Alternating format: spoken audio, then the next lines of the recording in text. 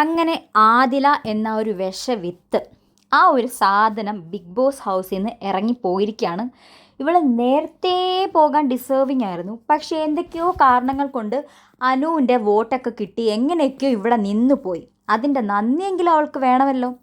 Big boss എങ്ങനെയായിരുന്നു means ഈ ഒരു പ്രോസസ്സ് നടത്തിയെന്നുള്ളത് വെച്ചാൽ, ഇങ്ങനെ ഓരോ ബോംബുകൾ പോലെ എന്തോ ഒരു സംഭവം കൊടുത്തിട്ട് ഓരോരുത്തരെ അല്ലെങ്കിൽ രണ്ട് പേരെ വെച്ചിട്ട് അത് കട്ട് ചെയ്യിപ്പിക്കുക. അതിനകത്തുനിന്ന് വരുന്ന ഒരു പുകയുടെ കളറ് വെച്ചിട്ടാണ് ആക്ച്വലി ആരാണ് ഔട്ടാകുന്നത് എന്നുള്ള ആ ഒരു പ്രോസസ്സായിരുന്നു. അപ്പം ആദ്യം കട്ട് ചെയ്തത് നെവിനും അതേപോലെ ഷാനവാസിക്കയുമായിരുന്നു. അവർക്ക് ഗ്രീൻ ആയിരുന്നു, അവർ സേഫായി. പിന്നെ ആദിലയും അനീഷേട്ടനും അല്ല, അതിനുശേഷം അനുമോളും അതേപോലെ അനീഷേട്ടനുമായിരുന്നു. അപ്പം അനുമോളുടേത് ഗ്രീനും അനീഷേട്ടൻ്റെ എന്തോ ഒരു പ്രോസസ്സ് സാങ്കേതിക തകരാറ് മൂലം അത് വർക്കൗട്ട് ആയില്ല. അതിനുശേഷം ആദില, നൂറ, അക്ബർ ഒരുമിച്ചായിരുന്നു ഓപ്പൺ ചെയ്യുന്നത്. അപ്പം ഒബ്വിയസ്ലി ആദിലയുടേത് നല്ല റെഡ് കളർ പുക അങ്ങോട്ട് പൊങ്ങി പറന്ന് ആദിലങ്ങ് ഔട്ടായിപ്പോയി. ഔട്ടായത് എന്താ, പെട്ടെന്ന് ബിഗ് ബോസ് കഴിഞ്ഞ ദിവസം പറഞ്ഞിരുന്നു ടോപ്പ് 5 അല്ല ടോപ്പ് 7 ആണെന്ന് പറഞ്ഞപ്പോൾ കുറച്ചൊക്കെ ഇവളുമാരൊന്ന് മയത്തി വന്നതാണ്. പക്ഷേ ഈ ഒരു എവിക്ഷൻ വന്ന് ആദില ഔട്ടായി കഴിഞ്ഞപ്പോൾ എന്തായാലും ആദിലയാണ് പോകാൻ സാധ്യതയുള്ളത്, വേറെ ആരും പോകാൻ സാധ്യതയില്ല. അപ്പോൾ എല്ലാവരുടെ മുൻപിൽ നിന്ന് ആദില ഔട്ടായപ്പം ആദിലയ്ക്ക് ആ ഒരു വിഷമം. പക്ഷേ ആ വിഷമം അവൾക്ക് തീർത്തത് എങ്ങനെയാണെന്നറിയാമോ?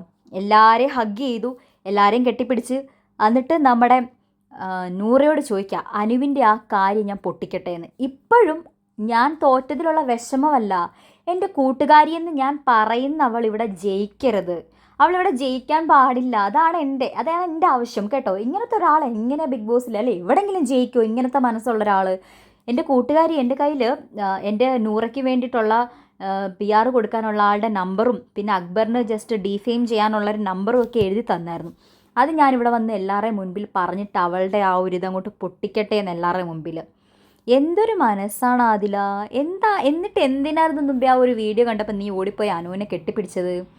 ഇത്രയും കണ്ണിങ്ങായിട്ടുള്ള ഓന്തിന് പോലും നിറം, പക്ഷേ നാണക്കേടുണ്ടാക്കുന്ന രീതിയിൽ നിറം മാറുന്നത് നിനക്ക് ഈ ഗ്രീനൊന്നും ഈ റെഡൊന്നും തന്നാൽ പോലെ നിനക്ക് കുറച്ച് മിക്സഡ് കളർ അങ്ങോട്ട് തരണമായിരുന്നു. അതാണ് നീ ഡിസേർവ് ചെയ്യുന്നത് ശരിക്കും. എന്തായാലും ആദിലയുടെ തനി സ്വഭാവം, ഇവളുമാരൊക്കെ ചുമ്മാ കാണിക്കുകയാണ് അനുവിനോടുള്ള ഫ്രണ്ട്ഷിപ്പ്, വെറുതെ കാണിക്കുകയാണ്. ആദില ആയിക്കോട്ടെ, ശൈത്യ ആയിക്കോട്ടെ, നൂറ ആയിക്കോട്ടെ, വെറും ഫേക്കായിട്ട് കാണിക്കുകയാണ് അനുമോളുടെ. ഫ്രണ്ട്ഷിപ്പ് ഇല്ലെങ്കിൽ നിങ്ങൾ മിണ്ടാൻ പോകരുത്, വിട്ടുകളാ, അല്ലാതെ ഫ്രണ്ട്സ് ആണെന്ന് പറഞ്ഞിട്ട് എന്തിനാണ്? അവസാന നിമിഷവും മനസ്സിൻ്റെ ഉള്ളിൽ അനു ഫ്രണ്ടാണെന്നും പറഞ്ഞൊരു ജസ്റ്റ് മൊമെൻറ്റ് മുമ്പ് കെട്ടിപ്പിടിച്ചതേ ഉള്ളൂ. തിരിച്ചു വന്നിട്ട് തീർന്ന് പോകുന്നതിന് മുൻപേ ഞാൻ പറയട്ടെ, അനുമോളുടെ ഈ കാര്യം ഞാൻ പൊട്ടിച്ചിട്ട് പോട്ടെ എന്ന്. ഇങ്ങനെയുള്ള ഒരാൾ നീയൊക്കെ എങ്ങനെയാണ് മക്കളെ ഗതി പിടിക്കുക? എങ്ങനെയാണ് നീയൊക്കെ ഉയരത്തിലെത്തുക? നിൻ്റെയൊക്കെ ഈ സ്വഭാവം മാറ്റണം കേട്ടോ. ഞങ്ങളൊന്നും ആയില്ലെങ്കിൽ മറ്റുള്ളവരൊന്നും ആവരുതെന്നുള്ള നിൻ്റെ ഈ കുശുമ്പും കുന്നായ്മയും ഉണ്ടല്ലോ.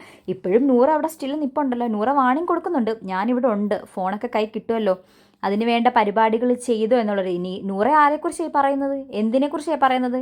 നൂറയ്ക്ക് PR ഉണ്ടോ? PR കാണും, എന്തിനാണില്ലെന്ന് പറയുന്നത്? എന്തായാലും അനുമോൾ ആകെപ്പാടെ ഡൗൺ ആയി നിൽക്കുമായിരുന്നു, വല്ലാത്തൊരു മാനസിക സംഘർഷത്തിൽ കൂടെ പോയിരിക്കുമായിരുന്നു. അതിന് മുൻപേ ആ മറ്റേ ശൈത്യ കട്ടപ്പയുടെ അടുത്ത് സംസാരിച്ചിട്ട് അനുമോൾ ചോദിക്കുന്നതിനൊന്നും മറുപടി പറയാനില്ലാതായപ്പോൾ ശൈത്യ കട്ടപ്പ കടന്ന് അലറി വിളിച്ച് അലമുറയിട്ട് കരഞ്ഞ് എല്ലാവരും ഓടി വന്ന് ഇവിടെ ആകെപ്പാടെ ശൈത്യ കുളം തോണ്ടിയായിരുന്നു. അപ്പം അനുമോൾക്ക് അതുകൂടെയൊക്കെ ആയപ്പോഴത്തേക്കിനും ഒരു എംബാരസിങ് ഫീലൊക്കെ വന്നു. അനുമോൾ ആകെപ്പാടെ ഡൗൺ ആയിട്ട് നിൽക്കുമായിരുന്നു.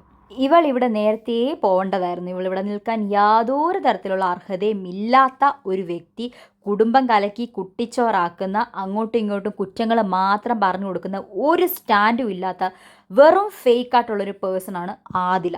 അപ്പോൾ ഇതൊക്കെ കണ്ടിട്ട് നിങ്ങൾക്ക് എന്താ തോന്നുന്നതെന്നുള്ളത് ജസ്റ്റ് കമൻ്റായിട്ട് രേഖപ്പെടുത്തുക. അതേപോലെ ചാനൽ സബ്സ്ക്രൈബ് ചെയ്യുക, ഷെയർ ചെയ്യുക, ലൈക്ക് ചെയ്യുക.